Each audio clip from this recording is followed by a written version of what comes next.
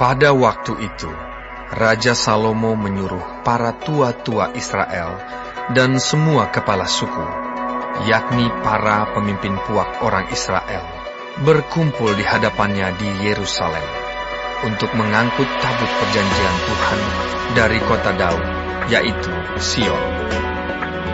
Maka pada hari raya di bulan Etanim, yakni bulan ke-7, berkumpullah di hadapan Raja Salomo semua orang Israel. Setelah semua tua-tua Israel datang, maka imam-imam mengangkat tabut itu. Mereka mengangkut tabut Tuhan dan kemah pertemuan dan segala barang kudus yang ada dalam kemah itu. Semuanya itu diangkut oleh imam-imam dan orang-orang Lewi. Tetapi Raja Salomo dan segenap umat Israel yang sudah berkumpul di hadapannya berdiri bersama-sama dengan dia di depan tabut itu, dan mempersembahkan kambing, domba, dan lembu sapi yang tidak terhitung dan tidak terbilang banyaknya. Kemudian imam-imam membawa tabut perjanjian Tuhan itu ke tempatnya di ruang belakang rumah itu, di tempat Maha Kudus, tepat di bawah sayap kerub-kerub. Sebab kerub-kerub itu mengembangkan kedua sayapnya di atas tempat tabut itu, sehingga kerub-kerub itu menudungi tabut serta kayu-kayu pengusungnya dari atas. Kayu-kayu pengusung itu demikian panjangnya, sehingga ujungnya kelihatan dari tempat kudus yang di depan ruang belakang itu, tetapi tidak kelihatan dari luar. Dan disitulah tempatnya sampai hari ini. Dalam tabut itu tidak ada apa-apa selain dari kedua loh batu yang diletakkan Musa ke dalamnya di Gunung Horeb, yakni loh-loh batu bertuliskan perjanjian yang diadakan Tuhan dengan orang Israel pada waktu perjalanan mereka keluar dari tanah Mesir. Ketika imam-imam keluar dari tempat kudus, datanglah awan memenuhi rumah Tuhan, sehingga imam-imam tidak tahan berdiri untuk menyelenggarakan kebaktian oleh karena awan itu. Sebab kemuliaan Tuhan memenuhi rumah Tuhan. Pada waktu itu berkatalah Salomo, Tuhan telah menetapkan matahari di langit, tetapi Ia memutuskan untuk diam dalam kekelaman. Sekarang aku telah mendirikan rumah kediaman bagimu, tempat engkau menetap selama-lamanya. Kemudian berpalinglah raja, lalu memberkati seluruh jemaah Israel, sedang segenap jemaah Israel berdiri. Ia berkata, Terpujilah Tuhan Allah Israel yang telah menyelesaikan dengan tangannya apa yang difirmankannya dengan mulutnya kepada Daud ayahku. Demikian, sejak aku membawa umatku Israel keluar dari Mesir, tidak ada kota yang kupilih di antara segala suku Israel untuk mendirikan rumah di sana sebagai tempat kediaman namaku. Tetapi aku telah memilih Daud untuk berkuasa atas umatku Israel. Lalu raja melanjutkan, Ketika Daud ayahku bermaksud mendirikan rumah untuk nama Tuhan Allah Israel, berfirmanlah Tuhan kepadanya, Engkau bermaksud mendirikan rumah untuk namaku, dan maksudmu itu memanglah baik. Hanya bukanlah engkau yang akan mendirikan rumah itu, melainkan anak kandungmu yang akan lahir kelak. Dialah yang akan mendirikan rumah itu untuk namaku. Jadi Tuhan telah menepati janji yang telah diucapkannya. Aku telah bangkit menggantikan Daud ayahku, dan telah duduk di atas tahta kerajaan Israel, seperti yang difirmankan Tuhan. Aku telah mendirikan rumah ini untuk nama Tuhan Allah Israel, dan telah menyediakan di sana tempat untuk tabut. yang memuat perjanjian yang telah diadakan Tuhan dengan nenek moyang kita ketika mereka dibawanya keluar dari tanah Mesir. Kemudian berdirilah Salomo di depan mesbah Tuhan, di hadapan segenap jemaah Israel. Ditadahkannyalah tangannya ke langit, lalu berkata, "Ya Tuhan, Allah Israel, tidak ada Allah seperti Engkau di langit di atas dan di bumi di bawah. Engkau yang memelihara perjanjian dan kasih setia kepada hamba-hambamu yang dengan segenap hatinya hidup di hadapan-Mu. Engkau yang tetap berpegang pada janji-Mu terhadap hamba-Mu Daud ayahku, dan yang telah menggenapi dengan tangan-Mu apa yang Kau firmankan dengan mulut-Mu, seperti yang terjadi pada hari ini.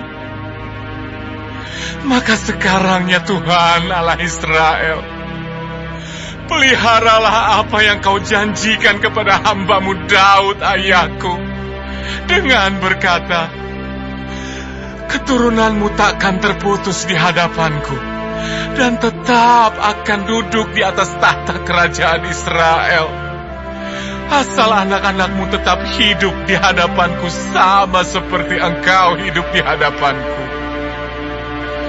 Maka sekarang ya Allah Israel, biarlah kiranya menjadi nyata keteguhan janji yang telah Kau ucapkan kepada hamba-Mu Daud ayahku. Tetapi benarkah Allah hendak diam di atas bumi? Sesungguhnya langit, bahkan langit yang mengatasi segala langit pun tidak dapat memuat Engkau. Terlebih lagi rumah yang kudirikan ini. Maka berpalinglah kepada doa dan permohonan hamba-Mu ini ya Tuhan Allahku. Dengarkanlah seruan dan doa yang hamba-Mu panjatkan di hadapan-Mu pada hari ini.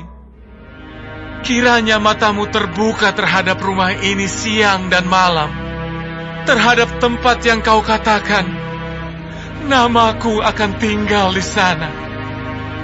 Dengarkanlah doa yang hamba-Mu panjatkan di tempat ini.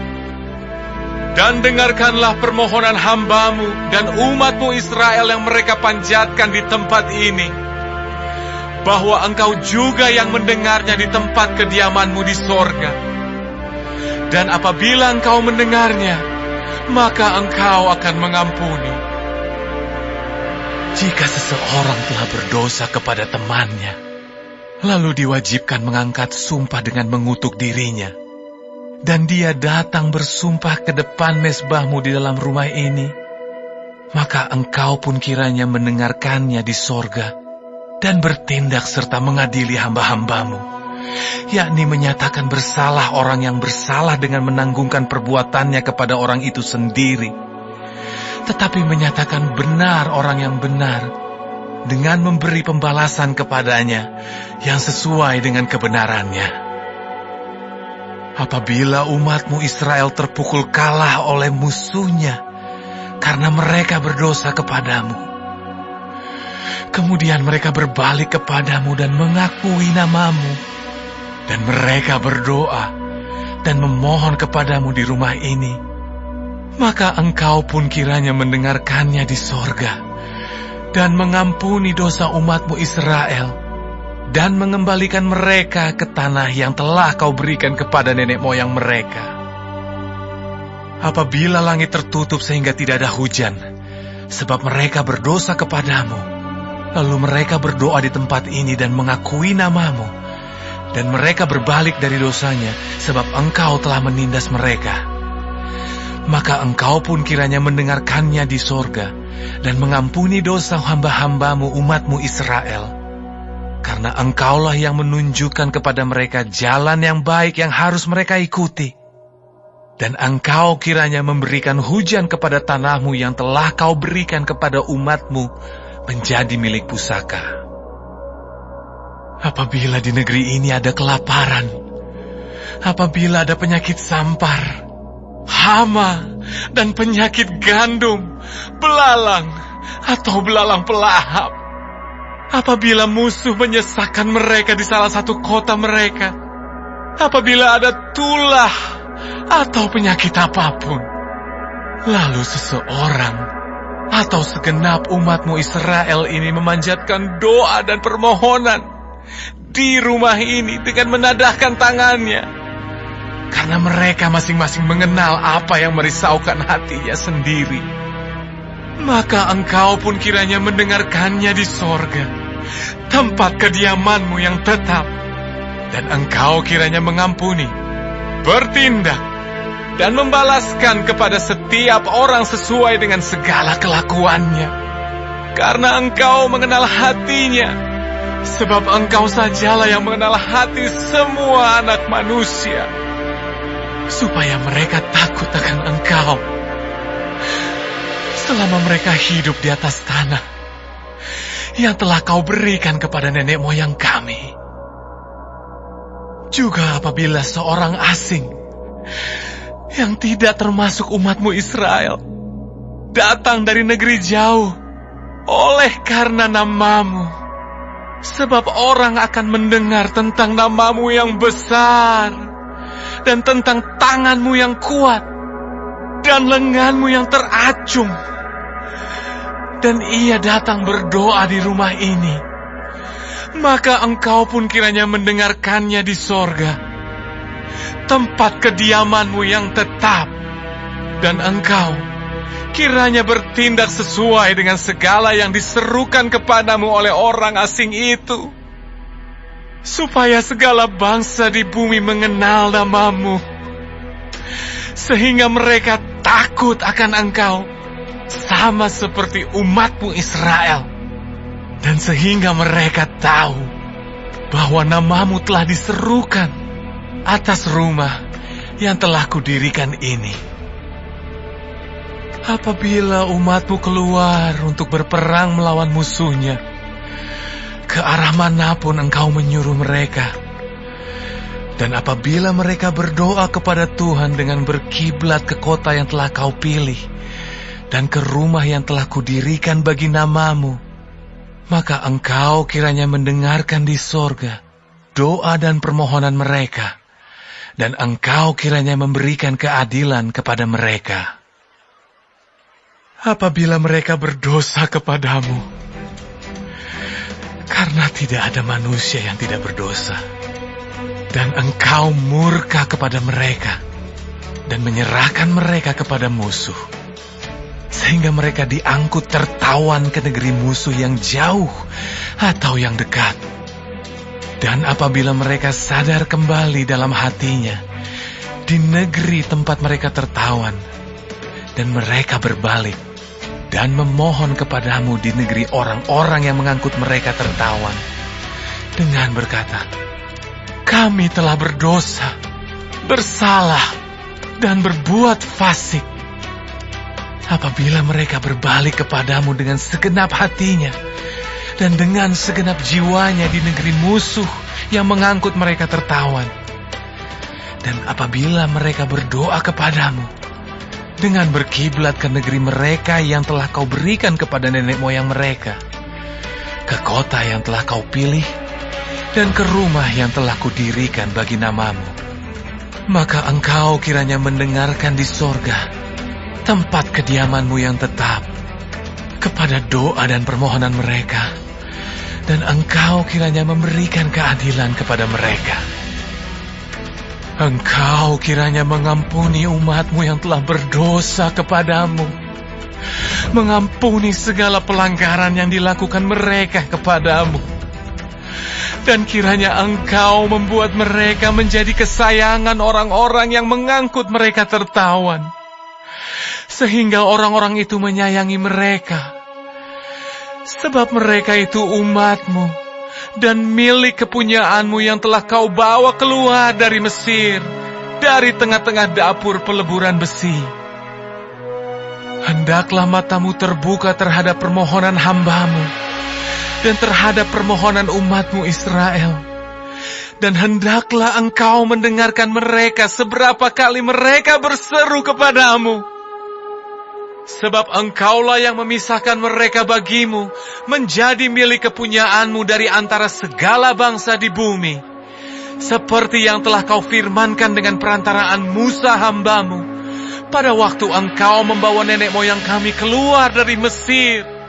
Ya Tuhan Allah. Ketika Salomo selesai memanjatkan segala doa dan permohonan itu kepada Tuhan, bangkitlah ia dari depan mezbah Tuhan, setelah berlutut dengan menadahkan tangannya ke langit. Maka berdirilah ia dan memberkati segenap jemaah Israel dengan suara nyaring, katanya, Terpujilah Tuhan yang memberikan tempat perhentian kepada umatnya Israel, tepat seperti yang difirmankannya. Dari segala yang baik yang telah dijanjikannya dengan perantaraan Musa hambanya, tidak ada satupun yang tidak dipenuhi. Kiranya Tuhan Allah kita menyertai kita sebagaimana Ia telah menyertai nenek moyang kita. Janganlah Ia meninggalkan kita, dan janganlah Ia membuangkan kita.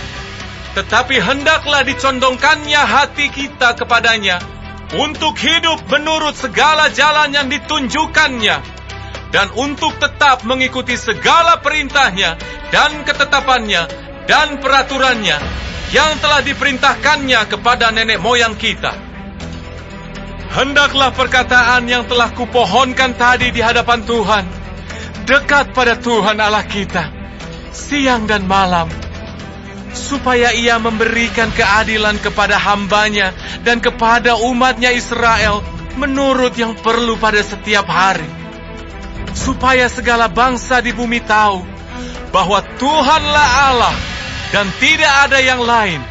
Dan hendaklah kamu berpaut kepada Tuhan Allah kita dengan sepenuh hatimu dan dengan hidup menurut segala ketetapannya, dan dengan tetap mengikuti segala perintahnya seperti pada hari ini.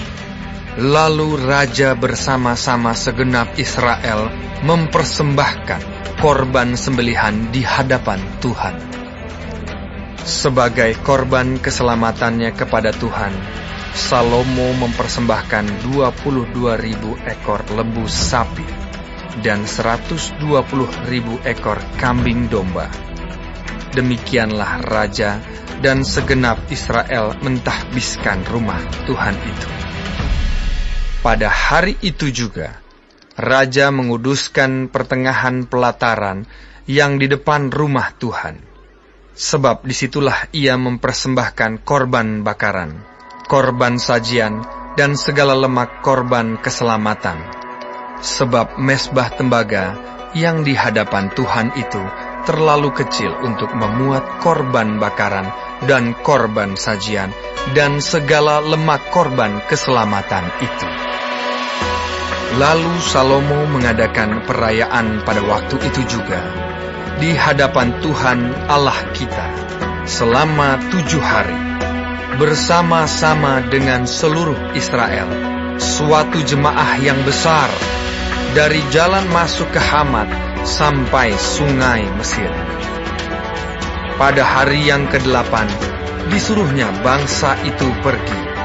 Maka mereka memohon berkat untuk raja, lalu pulang ke kemah mereka sambil bersukacita dan bergembira atas segala kebaikan yang telah dilakukan Tuhan kepada Daud, hambanya, dan kepada orang Israel, umatnya.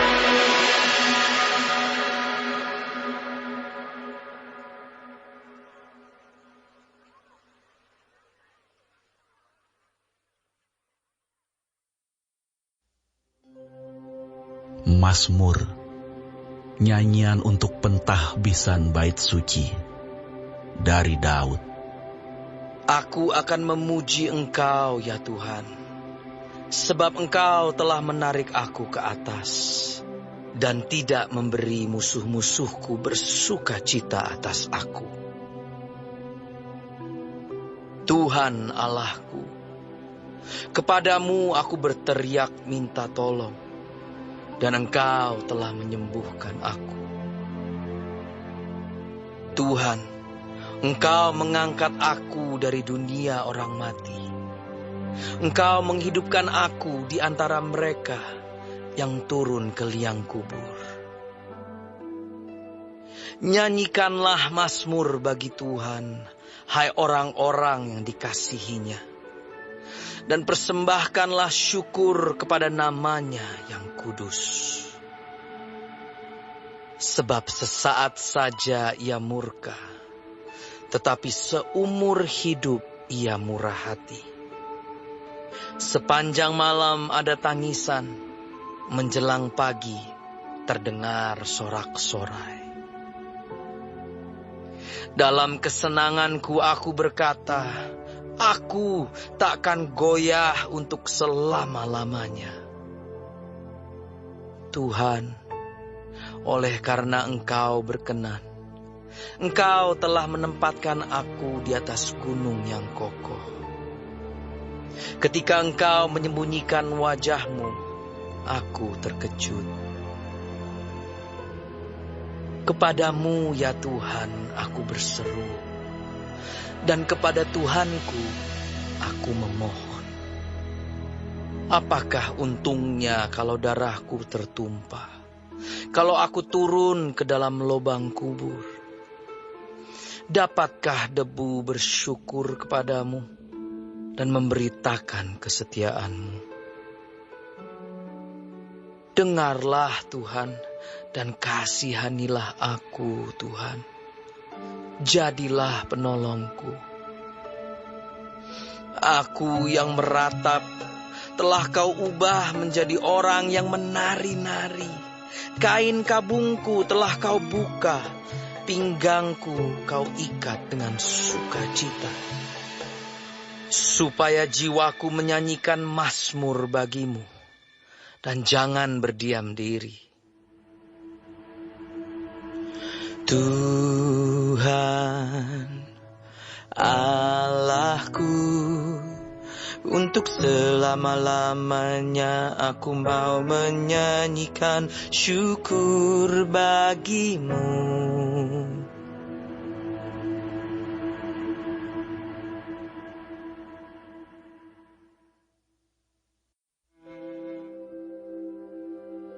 Siapakah seperti orang berhikmat?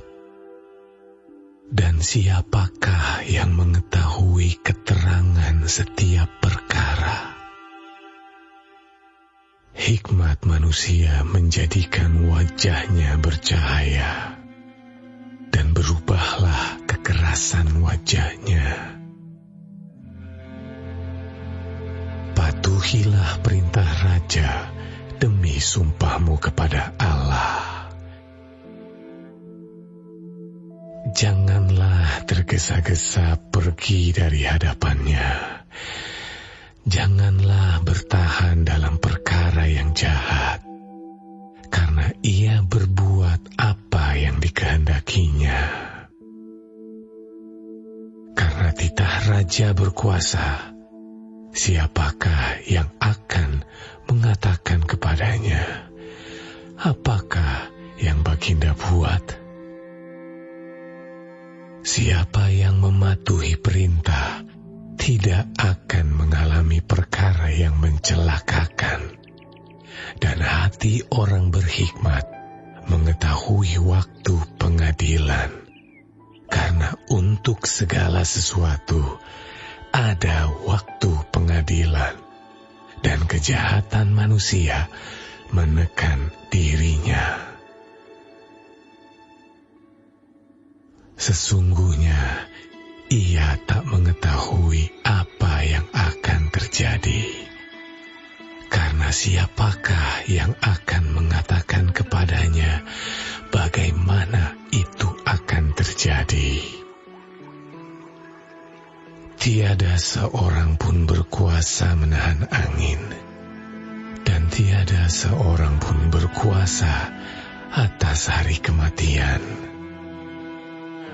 Tak ada istirahat dalam peperangan, dan kefasikan tidak melepaskan orang yang melakukannya.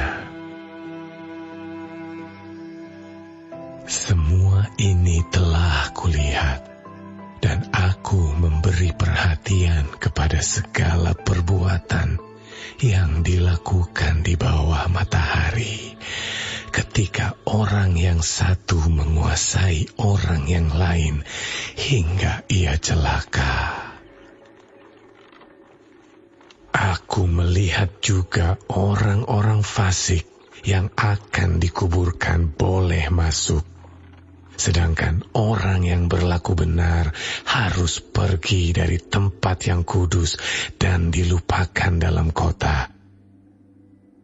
Ini pun sia-sia. Oleh karena hukuman terhadap perbuatan jahat tidak segera dilaksanakan, maka hati manusia penuh niat untuk berbuat jahat. Walaupun orang yang berdosa dan yang berbuat jahat 100 kali hidup lama, namun aku tahu bahwa orang yang takut akan Allah akan beroleh kebahagiaan, sebab mereka takut terhadap hadirat-Nya. Tetapi orang yang fasik tidak akan beroleh kebahagiaan, dan seperti bayang-bayang ia tidak akan panjang umur karena ia tidak takut terhadap hadirat Allah. Ada suatu kesia-siaan yang terjadi di atas bumi. Ada orang-orang benar yang menerima ganjaran yang layak untuk perbuatan orang fasik. Dan ada orang-orang fasik yang menerima pahala yang layak untuk perbuatan orang benar. Aku berkata, ini pun sia-sia. Oleh sebab itu, aku memuji kesukaan, karena tak ada kebahagiaan lain bagi manusia di bawah matahari, kecuali makan dan minum dan bersukaria. Itu yang menyertainya di dalam jerih payahnya seumur hidupnya, yang diberikan Allah kepadanya di bawah matahari. Ketika aku memberi perhatianku untuk memahami hikmat dan melihat kegiatan yang dilakukan orang di dunia tanpa mengantuk siang malam, maka nyatalah kepadaku bahwa manusia tidak dapat menyelami segala pekerjaan Allah yang dilakukannya di bawah matahari. Bagaimanapun juga manusia berlelah-lelah mencarinya, ia tidak akan menyelaminya. Walaupun orang yang berhikmat mengatakan bahwa ia mengetahuinya, namun ia tidak dapat menyelaminya.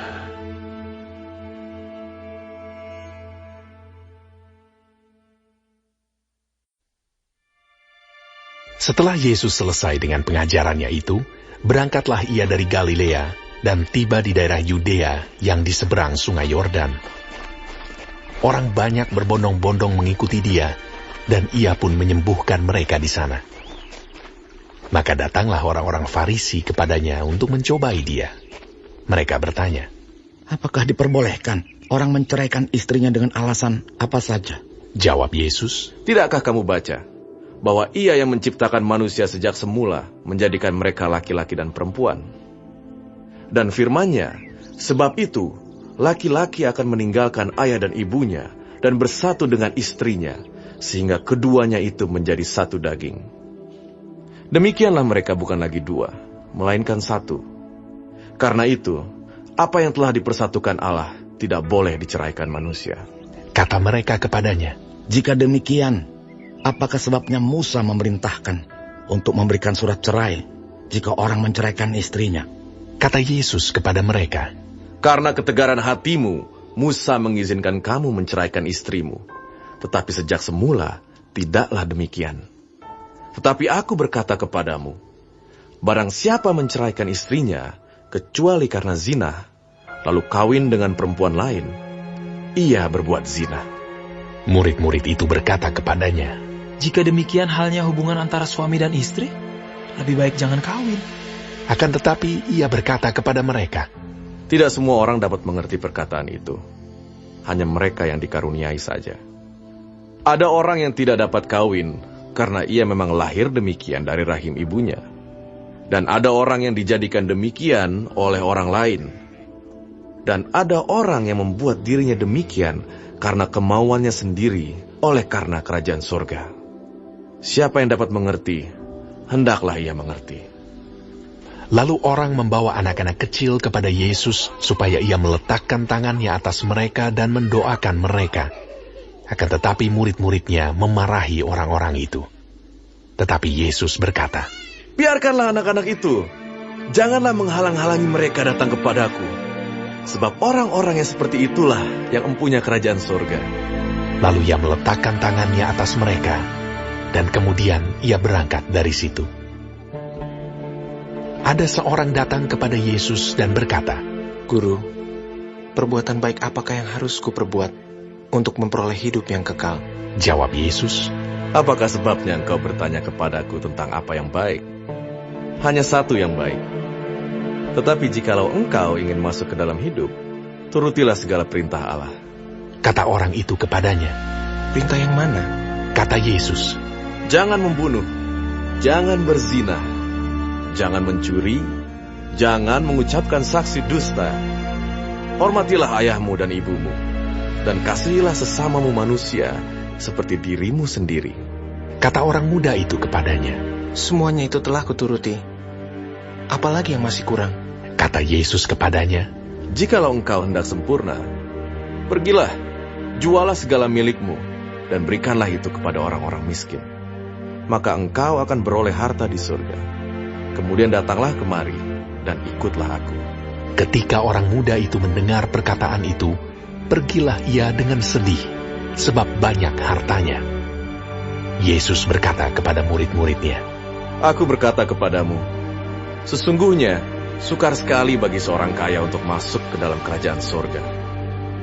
Sekali lagi aku berkata kepadamu, lebih mudah seekor unta masuk melalui lubang jarum daripada seorang kaya masuk ke dalam kerajaan Allah. Ketika murid-murid mendengar itu, sangat gemparlah mereka dan berkata, Jika demikian, siapakah yang dapat diselamatkan? Yesus memandang mereka dan berkata, Bagi manusia hal ini tidak mungkin, tetapi bagi Allah segala sesuatu mungkin. Lalu Petrus menjawab dan berkata kepada Yesus, Kami ini telah meninggalkan segala sesuatu dan mengikut Engkau. Jadi apakah yang akan kami peroleh? Kata Yesus kepada mereka, Aku berkata kepadamu, sesungguhnya pada waktu penciptaan kembali, apabila anak manusia bersemayam di tahta kemuliaannya, kamu yang telah mengikut aku akan duduk juga di atas 12 tahta untuk menghakimi ke-12 suku Israel. Dan setiap orang yang karena namaku meninggalkan rumahnya, saudaranya laki-laki atau saudaranya perempuan, bapak atau ibunya, anak-anak atau ladangnya, akan menerima kembali 100 kali lipat dan akan memperoleh hidup yang kekal.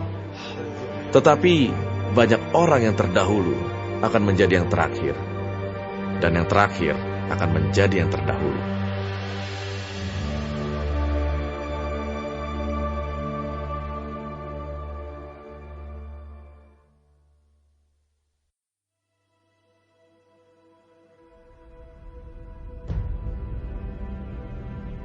Maka tampaklah suatu tanda besar di langit. Seorang perempuan berselubungkan matahari dengan bulan di bawah kakinya dan sebuah mahkota dari 12 bintang di atas kepalanya. ia sedang mengandung dan dalam keluhan dan penderitaannya hendak melahirkan, ia berteriak kesakitan. Maka tampaklah suatu tanda yang lain di langit. Dan lihatlah, seekor naga merah padam yang besar, berkepala 7 dan bertanduk 10, dan di atas kepalanya ada 7 mahkota. Dan ekornya menyeret 1/3 dari bintang-bintang di langit dan melemparkannya ke atas bumi. Dan naga itu berdiri di hadapan perempuan yang hendak melahirkan itu untuk menelan anaknya segera sesudah perempuan itu melahirkannya. Maka ia melahirkan seorang anak laki-laki yang akan menggembalakan semua bangsa dengan gada besi. Tiba-tiba anaknya itu dirampas dan dibawa lari kepada Allah dan ke tahtanya. Perempuan itu lari ke padang gurun di mana telah disediakan suatu tempat baginya oleh Allah, supaya ia dipelihara di situ 1260 hari lamanya. Maka timbullah peperangan di sorga. Mikael dan malaikat-malaikatnya berperang melawan naga itu, dan naga itu dibantu oleh malaikat-malaikatnya, tetapi mereka tidak dapat bertahan. Mereka tidak mendapat tempat lagi di sorga. Dan naga besar itu, si ular tua, yang disebut iblis atau Satan, yang menyesatkan seluruh dunia, dilemparkan ke bawah. Ia dilemparkan ke bumi bersama-sama dengan malaikat-malaikatnya. Dan aku mendengar suara yang nyaring di sorga berkata, "Sekarang telah tiba keselamatan dan kuasa dan pemerintahan Allah kita, dan kekuasaan Dia yang diurapinya, karena telah dilemparkan ke bawah pendakwa saudara-saudara kita, yang mendakwa mereka siang dan malam di hadapan Allah kita. Dan mereka mengalahkan Dia oleh darah anak domba, dan oleh perkataan kesaksian mereka, karena mereka tidak mengasihi nyawa mereka sampai ke dalam maut.